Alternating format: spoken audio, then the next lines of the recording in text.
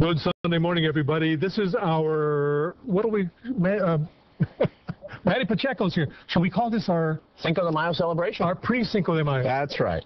Manny Pacheco's our guest today, the voice of Los Angeles for 30-some-odd years. Well, I've been on the radio and on television for 30 years, but I don't know if I'm exactly the voice. I would throw it over to you. I would consider you to be one of the voices of Los Angeles. I appreciate that. You've got a whole new career going, which we will talk about in a second, but I'm more interested, and this is part of the Cinco de Mayo stuff. You went to high school in... The Valley, Van Nuys High School, yeah. Always wanted to be a DJ? No, I wanted to be a lawyer, actually, when I was growing up. And then at UCLA, where I graduated, I had a little bit of a left turn. Doctors diagnosed, they thought I had cancer in my kidney.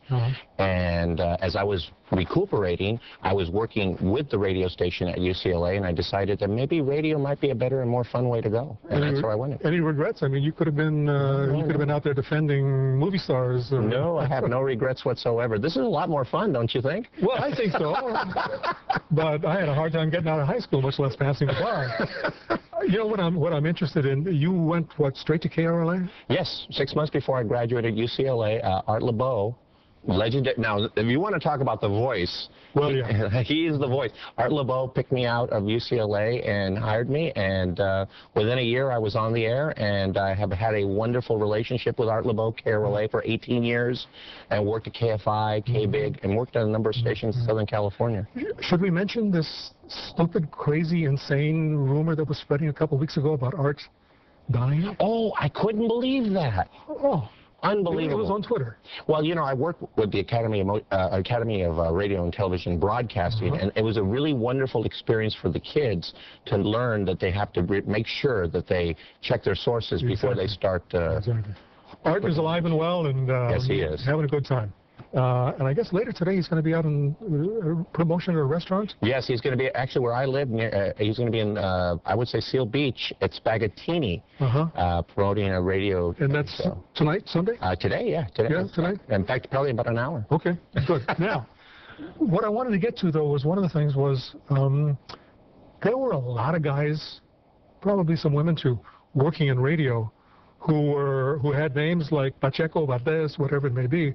But when they were on the air, they were, I don't know, Freddie Smith and Charlie Baldwin and stuff like that. Not the guys I worked with, though. Fortunately, I worked with some very good people who kept their names. Danny Martinez, Mucho Morales, Val Valentine. Sure. But it was going on. It happened. I didn't get a chance to meet them because I was fortunate. I worked with people like Art LeBeau, who saw the forest for the trees, and even though the census figures had not come out, he knew that the Latino and the Hispanic community was growing and was going to be the dominant community in Southern California, and he was right. Yeah. Now, since then, you have moved on to this. Yes. You're a writer now. I'm an author, yes. You're an author, much better way to put it. I'm a writer, he's an author. Forgotten Hollywood, Forgotten History. What's all this about? Well, I tell America's story through the eyes of the great character actors of the 30s, 40s, and 50s.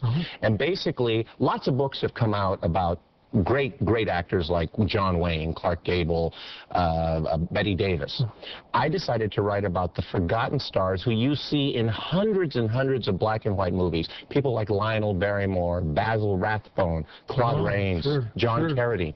And I tell their story, but more importantly, I tell the story of America through their eyes and the parts they played, and also in the lives they lived. Well, let's pull up some of the photographs that are from your book. I think Lionel Barrymore. Lionel Barrymore. Now, how does he? Barrymore's, they're still around. Drew Barrymore is a great niece of Lionel Barrymore. I tell his story as a pioneer against disability.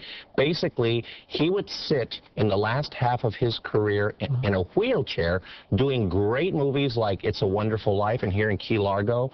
And he would conduct his business, his craft, shall we say, as an actor on a wheelchair at the same time that the president was hiding the fact that he had polio. Exactly. Now, Franklin Delano Roosevelt. Right. Now, Barrymore had extreme arthritis, but that didn't stop his career, and he had a wonderful career. It's a Wonderful Life. He had a wonderful life. But Franklin D. Roosevelt ordered any photographer not to actually take pictures of him in the wheelchair, and those fireside chats were, of course, on radio. Sure. So, well, let's see who else you've got up here. I never knew that about Barrymore. Okay, Van Heflin. Boy, was he Great actor. Great actor. Did a couple of detective things later in his Film career. noir career. But I'll tell you a great story about Van Heflin. He made a little-known movie in 1963 called Cry for Battle. No one remembers it. It's about a Philippines campaign in World War II. Is that a Sam Fuller film? I might have been. But I will tell you what's important about this film. This was the movie that was playing at the Dallas Suburb Theater where Lee Harvey Oswald was arrested the day he shot John F. Kennedy. That is the forgotten history part of things. When you think about John Kennedy, you think about the book Depository, Daley Plaza, that he shot that Oswald shot a police officer. You don't know the movie that was playing where he was arrested. Fascinating. Absolutely fascinating. Let's see what else is here. Oh. Frank Morgan, nominated for an Academy Award for Tortilla Flat.